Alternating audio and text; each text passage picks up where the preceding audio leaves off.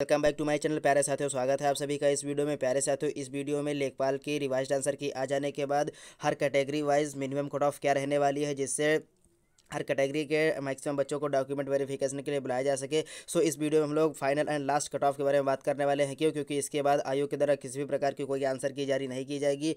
तो क्या है और कितने और हर कैटेगरी की कट ऑफ क्या रह सकती है, और क्या है, कितने प्रश्नों पर हुआ है बदलाव और कितने प्रश्न पर दिए गए हैं फुल मार्क्स, और क्या संशोधित उत्तर कुंजी अभी भी गलत है, आयोग के द्वारा एक बार जारी की गई, क्या उसके बाद भी यह गलत है, और उत्तर कुंजी से बच्चे हुए आक्रोशित, क्या उत्तर कुंजी से बच्चे नाराज है या परेशान है, और अगर ये उत्तर कुंजी सही है तो इसके बाद कितने बच्चों को डॉक्यूमेंट वेरिफिकेशन के लिए बुलाया जाएगा। इन सभी डाउट्स को इस वीडियो में क्लियर करने वाले हैं। सो वीडियो आप लोग के लिए इन्फॉर्मेटिव होने वाली है।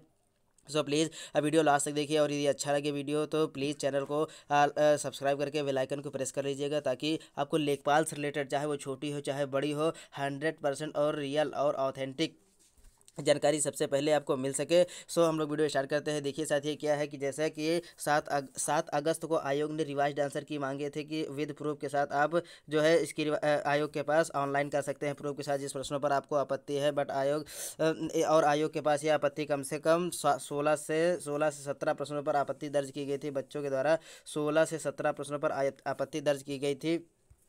और प्रूफ के साथ बच्चों ने इस पे दावा भी किया था कि ये प्रश्न गलत है। लेकिन आयोग ने किया क्या है साथियों, आप देख सकते हैं कि आयोग ने मुश्किल से 3 से 4 प्रश्न ऐसे हैं जिस पर बदलाव किया है। मात्र 3 4 प्रश्न नहीं, 3 प्रश्न ऐसे हैं जिस पर बदलाव किया है। तो देखिए क्या है, आयोग ने भी इसमें कहीं ना कहीं जो है अच्छे से चेकिंग नहीं की है। कि आयोग ने पहले तो वो खुद गलत क्वेश्चन देता है, पहले वो बहुत गलत प्रश्न देता है, उसके बाद उसके आंसर भी सही नहीं करता है। तो अब बच्चों में या अब बच्चे यह कमेंट कर करके कह रहे हैं कि अब लगता है कि अब हमें गलत ही पढ़ना पड़ेगा। क्यों? क्योंकि आयोग देखिए कि सही प्रश्नों को भी गलत कर दे रहा है, और गलत प्रश्न तो गलत है ही है। तो अब बच्चों में बहुत ही दिक्कतें उत्पन्न हो रही हैं। वो सही पढ़ रहे हैं फिर भी उसके जो है उनको गलत कहीं ना कहीं ठहराया जा रहा है। और जब बच्चे उस आपत्ति को देखिए विद प्रूफ के साथ भेजते हैं तो आयोग के द्वारा उसे कहीं ना कहीं नकार दिया जाता है। तो बच्चों में बहुत ही असमंजसता फैल गई है।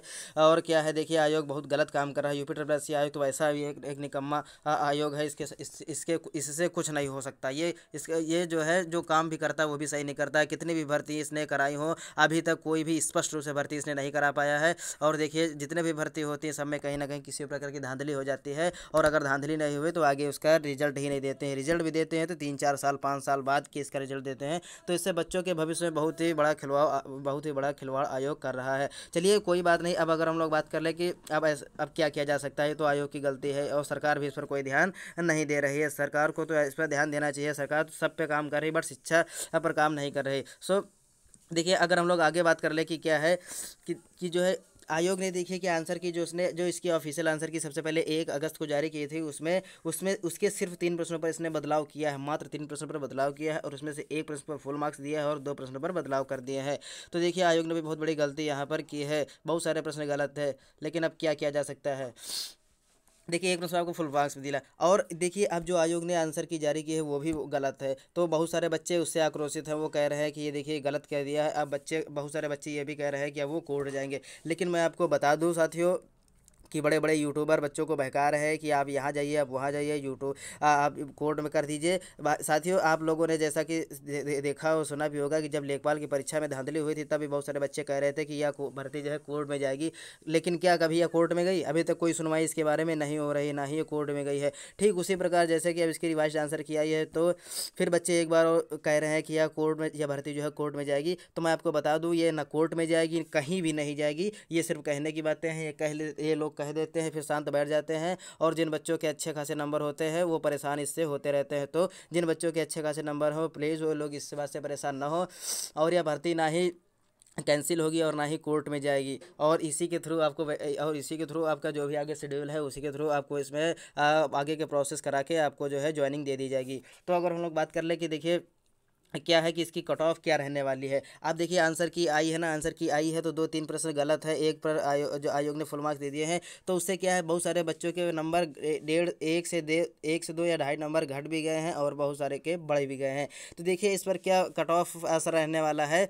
तो इस पर कट ऑफ पर कोई ज़्यादा असर पड़ेगा नहीं साथियों। अगर मैं बात कर लूँ, देखिए मैंने जो पहले कट ऑफ बताई थी कि अगर कोई जनरल कैटेगरी का बच्चा है तो जनरल कैटेगरी के बच्चे अगर 73 से 74 या 75 मार्क्स हैं तो उसको डॉक्यूमेंट वेरिफिकेशन के लिए आराम से बुलाया जा सकता है। और प्लीज़ उससे रिक्वेस्ट है कि आप अपने भविष्य के साथ खिलवाड़ ना करें और रिस्क ना लें। किसी भी प्रकार का कोई डॉक्यूमेंट गलत नहीं होना चाहिए आपका, नहीं तो आपको रिजेक्ट कर दिया जाएगा।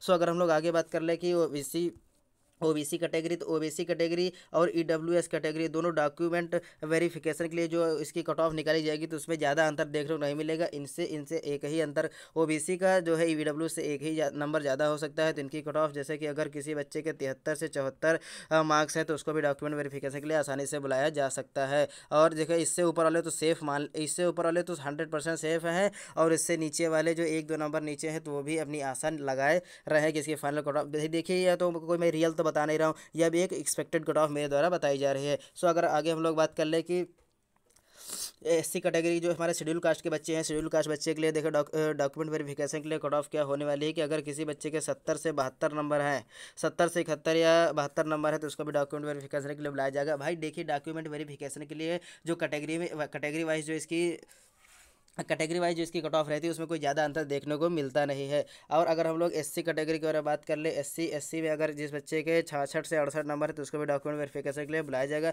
ये प्लीज़ अपने डॉक्यूमेंट सही करा ले। और अगर हम लोग बात कर ले कि जो है एससी हो गया, उसके बाद अगर हम लोग बात कर ले फीमेल, देखिए फीमेल का अलग ही एक कोटा बनता है, फीमेल का अलग ही कट ऑफ बनती है। तो जिस फीमेल में अगर 73 से 75 नंबर है तो वो भी डॉक्यूमेंट वेरिफिकेशन के लिए बुलाया जाएगा 100%। और अगर हम लोग बात कर ले फीमेल के बाद जो हमारे जो एक्स सर्विसमैन के कैंडिडेट होते हैं, एक्स सर्विसमैन के कैंडिडेट के अगर नंबर 65 के एबव है तो वो भी अपना डॉक्यूमेंट वेरिफिकेशन के लिए डॉक्यूमेंट तैयार कर ले। और अगर हम लोग बात कर ले पीएच कैंडिडेट के अगर नंबर 62 से प्लस है तो वो भी अपने डॉक्यूमेंट वेरिफिकेशन के लिए अपने डॉक्यूमेंट सही कर ले, क्योंकि उनको कहीं ना कहीं जो है इसके रिजल्ट आने के बाद डॉक्यूमेंट प्रोसेस में इनको भी सम्मिलित किया जाएगा। सो कैसे लगी जानकारी? अगर यदि वीडियो अच्छा लगा हो तो कमेंट करें और लाइक करें। सो प्लीज़ चैनल को सब्सक्राइब कर लें ताकि आपको इससे रिलेटेड किसी भी प्रकार की कोई जानकारी आपसे मिस ना हो पाए। सो धन्यवाद।